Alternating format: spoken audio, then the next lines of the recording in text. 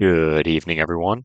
Today, I wanted to take a moment in this third commentary video about TF2 to talk to you all about something near and dear to my heart and something I've had a lot of experience with, uh, which is about TF2's internal fan culture. Now, to preface this, I've been playing TF2 for about 12, 13 years, and I've interacted with just about every facet of the community.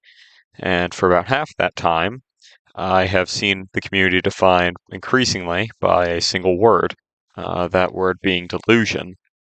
I think it is obvious where this attitude comes from, the lack of updates and communication from Valve, the lack of moderation, and the overall decline in influence.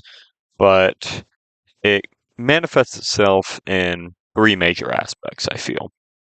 Number one is the delusion about the probability of updates.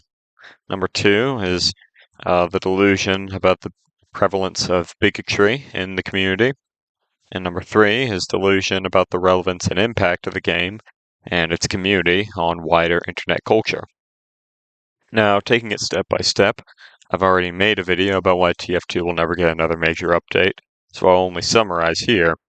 Updates are prevented by the proven profitability of the current game. It's the corporate path of least resistance, so to speak. Secondly, they are prevented by the up or out corporate structure of tech companies, where, if you don't know what that is, up or out is a corporate attitude that is prevalent in a lot of tech companies, where if you're not constantly developing new projects, if you're not constantly proving yourself to be an active asset to the company and working on projects that will turn them a lot of profit, pushing the developmental envelope and pushing stock prices up, you'll be fired, you'll be sanctioned in some way by the company, you won't get a raise, you won't get a bonus, and that can really impact people's financial stability. So why pour effort, corporate time, and resources into a project with minimal returns where releasing seasonal crates will make just about as much money? Because remember, updates aren't just for content, they are delivery mechanisms for crates, which is the main reasons the servers stay open. So why pour resources and time into that when comes time for an employee review? You may be fired or pushed out or sanctioned in some other way for not performing or meeting a quota. The second major manifestation of delusion within the TF2 community is the refusal to acknowledge bigotry. Going on to any popular TF2 forum, you'll find plenty of accounts about the bigotry in the community. I've had friends who refuse to use voice chat because they are women. And you'll find plenty of accounts that people will be banned from servers, kicked from servers because they have pronouns in their names, or they have pride flags in their profile pictures, or whatever else. This largely comes down to a lack of moderation on Valve's part, meaning that they don't really moderate the game at all, other than censoring a few slurs, which you can turn off in your settings menu. Now, I'm not advocating for an overly strict net nanny system, as it were, but I am saying that the TF2 community seems to have a widespread belief that we are more accepting than we actually are. And I'm sure you've seen memes and other posts make their rounds around the community if you interact with community on Twitter or Reddit or other forums or social media platforms. So I'm sure you've seen memes or images spread around saying that we're more accepting than we really actually are, and it may be the thumbnail for this video. In my over a decade of playing, I've personally seen many people get kicked from servers for having a pride flag or having pronouns in their name, or I have personally seen friends who are women getting harassed just for having the voices that they do.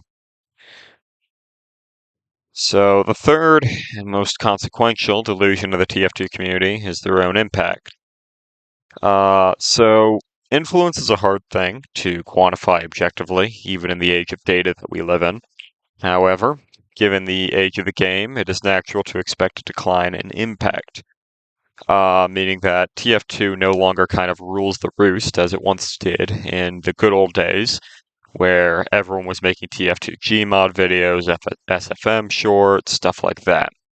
And I think the clearest example of this can kind of be seen in the hashtag SaveTF2 campaign. For those unaware, this was a social media campaign that had the support of the majority of the community and pretty much all of its influencers.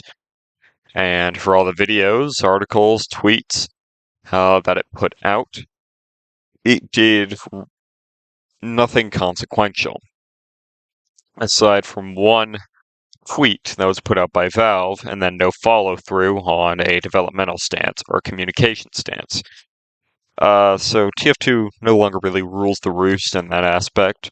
I mean, we're a declining influence in community, we're a declining influence in gaming, and we don't really want to seem to acknowledge that. We want to seem to acknowledge where it was back in the early 2010s, where TF2 was the dominant force in gaming culture. But that's no longer really the case, and things have moved quickly outside the bounds of Two Fort, as it were. TF2 just really isn't on top anymore, and it hasn't been for a long time. So in short, there's a lot of delusion about where the TF2 community is, what its beliefs are, where it's going, and the crux of it is that the TF2 community needs to wake up. It needs to realize that we're not on top anymore. We're not as culturally relevant as we once were. That there's no incentive for new people to join the game because as soon as they do, if they're take pride in any sort of marginalized community, they'll be kicked or banned or harassed. And there's no real incentive to join the game because it's not getting active development or updates anymore. So it's only going to keep snowballing. And I'm sorry to be the negative Nancy in the room, but this is the most realistic take in the fact that we need to simply wake up and smell the coffee and realize that things have changed in the past 6 years. So, with that, I'll say good night. Thank you all for watching. Feel free to check out other videos on this channel. And I hope everyone has a fantastic time.